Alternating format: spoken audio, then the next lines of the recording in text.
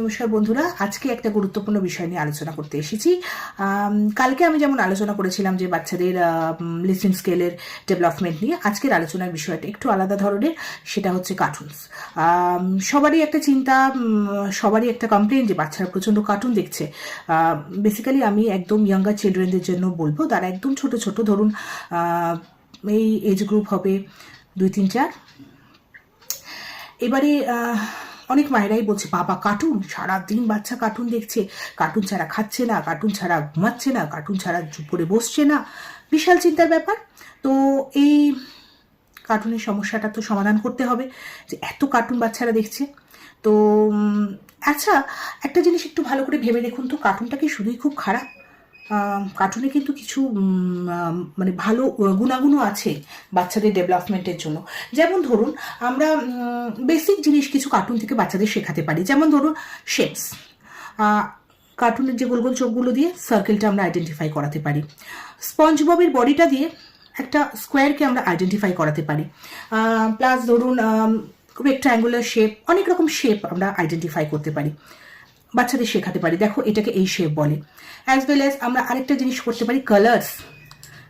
ভীষণ high resolution থাকে তো কার্টুনের, তো সেই কালারগুলো আমরা বাচ্চাকে আইডেন্টিফাই করাতে পারি, ডিস্টিংগুইশ করাতে পারি দুটো শেপ, দুটো সাইজের মধ্যে। মোটু পাতলু থেকে আমরা ফ্যাট অ্যান্ড থিন শেখাতে পারি বাচ্চাদের খুব ইজিলি। তাহলে কি হচ্ছে, বেসিক কনসেপ্টসটা আমরা কিন্তু বাচ্চাদের মধ্যে কার্টুনের থেকে গ্রো করতে পারি। অবশ্যই সেটা আমাদেরকে অনেক বেশি ইনভলভ হতে হবে বাচ্চারা যখন দেখবে, তখন হয়তো প্যারেন্টসকে ট্রাই করতে হবে কিছু সময়, যদি বাচ্চাদের সঙ্গে বসে সময় কাটিয়ে তাকে জিনিসগুলো শেখানো যায়।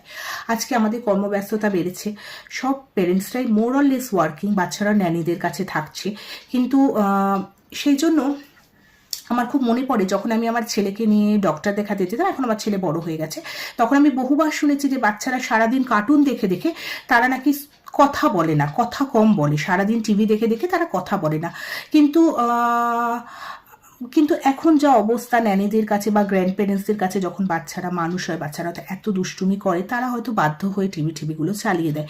কিন্তু তারাও যদি এই বেসিক জিনিসগুলো বাচ্চাকে শেখায়, যে কালার কি, শেপ কি, সাইজ কি, তাহলে কিন্তু কার্টুনটা শুধুমাত্র খারাপ করবে না।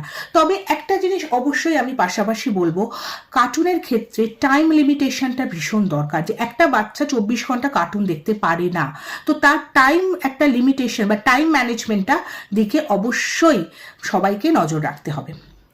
পাশাপাশি কার্টুন থেকে দেখুন, বাচ্চারা কিন্তু কগনিটিভ ডেভেলপমেন্টও হয়, কাউন্টিং করতে শেখে, ওরা থিঙ্কিং স্কিলটা বাড়ে, যে কোন জিনিসের পর কোন জিনিসটা হতে পারে, বা হট করে কিছু একটা এসে গেল, একটা গাড়ি গেল, গাড়ির 4টে চাকা রয়েছে, এইগুলো কিন্তু বাচ্চারা শিখতে পারে। আর অ্যাজ ওয়েল অ্যাজ তাদের অনেক ভ্যালিউস, কিছু কিছু কার্টুন দেখবেন আমাদের কিছু লেসন দেয়, বিভিন্ন ভ্যালিউস শেখায়, একে অপরের সঙ্গে ভালোবাসা শেখায়, একে অপরকে কী করে হেল্প করা যায় শেখায়, অনেক ভালো জিনিসও কিন্তু কার্টুন শেখায়। আরেকটা হচ্ছে, সবাই মিলে যদি কার্টুন দেখতে বসা যায়, বাচ্চারা একটা ফ্যামিলি টাইম এনজয় করে। আমাদের সময় সত্যি কথা বলতে গেলে এত কার্টুন ছিল না, এখন ভ্যারাইটিস কার্টুন চ্যানেলস, এবং তাতে প্রচুর প্রচুর প্রচুর প্রোগ্রাম, কিন্তু ইউটিলাইজেশনটা প্রপার ওয়েতে আমাদের করতে হবে।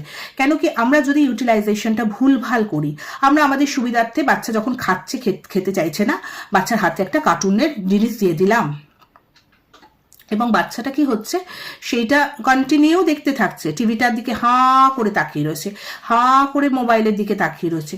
কি অসুবিধাটা বলুন তো তাতে হয়ে যায়? বাচ্চার যে নিজস্ব, যে ধরুন একটা বাচ্চা খাচ্ছে, সে ফুডটা এনজয় করে না। ভীষণ দরকার খাওয়াটা, যখন একটা বাচ্চা খাচ্ছে, খাবারটা এনজয় করুক, খাবার টেস্টটা বুঝুক। পুরোপুরি কার্টুনে সে যদি ইনভলভ হয়ে যায়, তাহলে সে কিন্তু খাবারের টেস্টটা সেইভাবে এনজয় করতে পারে না। তো সেক্ষেত্রে আমার মনে হয় ওই সময়গুলোতে একটু কার্টুনটা অ্যাভয়েড করার দরকার। কার্টুনটার কিন্তু অনেক গুড এফেক্ট আছে। কার্টুনের থেকে আমরা বাচ্চাকে অনেক কিছু শেখাতে পারি। অনেক বাচ্চারা কার্টুন দেখে দেখে যখন একটু বড় হয়, তাদের মধ্যে একটা আর্টিস্টিক নেচার গ্রো করে, তারা ওই ফিগারগুলো আঁকতে ভীষণ ভালোবাসে। তাহলে কি হচ্ছে, কার্টুন কিন্তু, আমি বারবারই একটা কথা বলবো, কার্টুনকে কিন্তু অনেক ভালোভাবে আমরা কাজে লাগাতে পারি। সব সময় কিন্তু সেটা আমাদের জন্য খারাপ বা বাচ্চাদের জন্য খারাপ সেটা নয়। কিন্তু যদি আমরা এই ব্যাপারটা করি যে শুধুমাত্র কেউ পার্সোনালি নেবেন না, নিজেদের স্বার্থে, যে বাবা বাচ্চাটা খাচ্ছে না, আমি ঠিক আছে একটু কার্টুন চালিয়ে দিলাম, বা বাচ্চা চুপচাপ বসছে না, আমি একটু কার্টুন চালিয়ে দিলাম, এটা ঠিক নয়। আমাদের টাইম ম্যানেজমেন্টটা ভীষণ ভীষণ দরকার। বাচ্চাকে এতটুকু টাইমেই আমরা কার্টুন দেখতে দেবো, এতটুকু টাইমেই আমি মোবাইল ফোনটা একটু দিলাম কার্টুন দেখার জন্য, তো সেটা দেখতে হবে।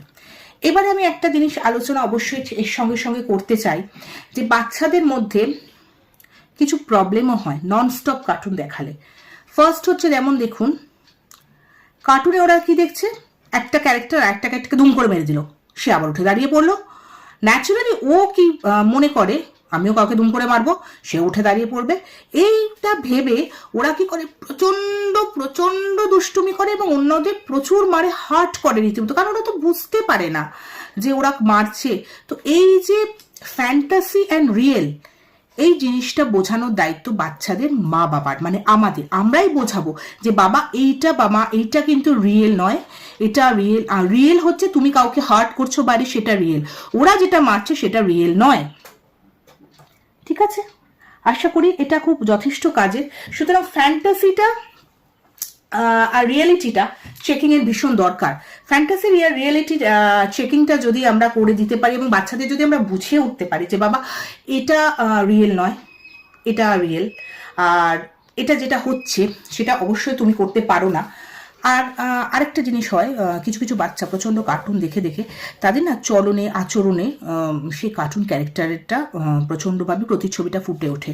তো এই অবস্থা যখনই তৈরি হবে, আমি পেরেন্টসদের বারবার বলবো আপনারা খুব অ্যালার্ট হয়ে যান, এবং যখনই দেখবেন বাচ্চাদের এইরকম কিছু একটা নেচার গ্রো করছে যে তারা কার্টুন ক্যারেক্টারকে কপি করছে, আপনারা অ্যালার্ট হয়ে যান এবং বাচ্চাকে সেটা থেকে বিরত রাখুন।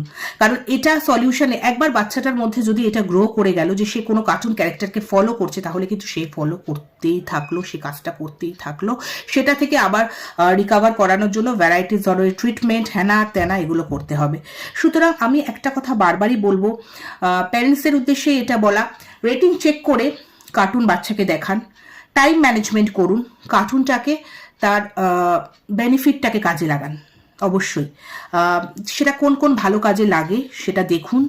আর যদি সম্ভবপর হয় বাচ্চা আপনার যে কার্টুনটা দেখছে সেটা একটু নিজেও দেখুন, দেখুন কার্টুনটার মধ্যে কি আছে, কার্টুনটা থেকে বাচ্চা কি শিখছে, সেটা আমাদের দেখার প্রচণ্ড প্রয়োজন আছে। সুতরাং আমি বারবারই আপনাদের একটাই কথা বলবো, সব প্যারেন্টসদের জন্য এখন প্রচুর প্রচুর বাচ্চাদের স্পিচ থেরাপি করাতে হচ্ছে।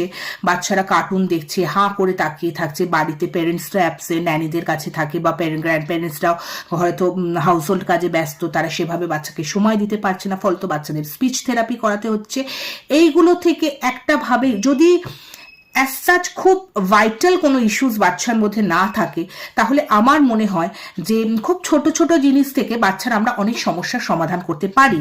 মোর ওভার আমি বারবারই একটা কথা প্রত্যেককে বলবো যে কার্টুন বা যে কোনো জিনিস বাচ্চাকে যখন দেবেন, ধরুন মোবাইলে ওই এখন ইউটিউবে ভ্যারাইটিস রাইমসের চ্যানেল, চুচু টিভি, সব বাচ্চারা দেখেন, অ্যাকসেন্টটা ভালো, এই ভালো ওই ভালো, ঠিক আছে দেখেন, কিন্তু সেটা যদি সবটাই বাচ্চাকে অ্যাডিক্টেড না করে সবটাই যদি তার বেনিফিটের জন্য ব্যবহার করা যায়, that will be better for us as well as all the cute loving children's. সব ছোট ছোট বাচ্চাদের জন্য ভীষণ এটা ভালো হবে। দেখুন আমার কথাগুলো শুনে যদি সেইভাবে কার্টুনটাকে কাজে লাগিয়ে বাচ্চার কিছু ডেভেলপমেন্ট করা যায়, তাহলে সত্যি আমার খুব ভালো লাগবে। আর এরকম সুন্দর সুন্দর টিপস পাওয়ার জন্য অবশ্যই আমার ফেসবুক পেজটাকে আপনারা ফলো করবেন। আর যদি কিছু মনে হয় কমেন্ট করবেন যে আমার কাজটা ভালো লাগছে কি লাগছে না, বা আমার এই সাজেশনগুলো আপনাদের কোনো কাজে লাগলো কি লাগলো না। আর যদি মনে হয় যে না সত্যি সাজেশনগুলো একেবারে কাজে লাগায়নি, সেটাও অবশ্যই আমাকে জানাবেন। তবে যদি সত্যি আমি কিছু কোনোভাবে আপনাদের উপকৃত করে থাকি আমার সাজেশনের থ্রুতে, তাহলে আমার পেজটা অবশ্যই ফলো করবেন। Thank you very much.